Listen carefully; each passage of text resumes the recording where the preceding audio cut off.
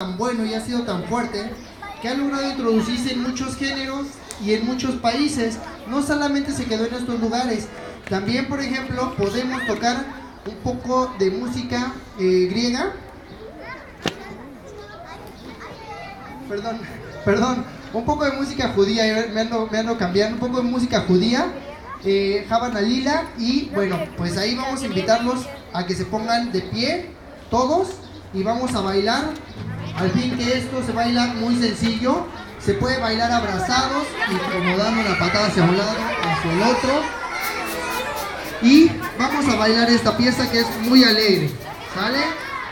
Dice así.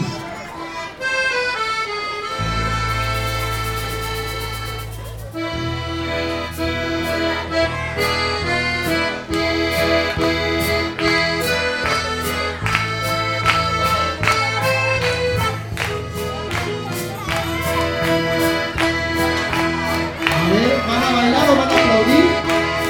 Lo que quieran.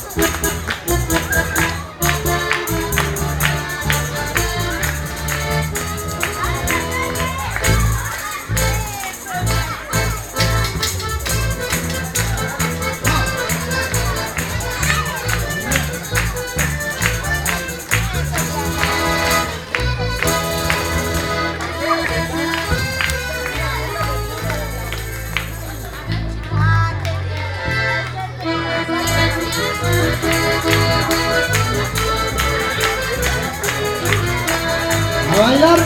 ¿Quieren más rápido? ¿Sí? A ver, vamos más rápido, pues.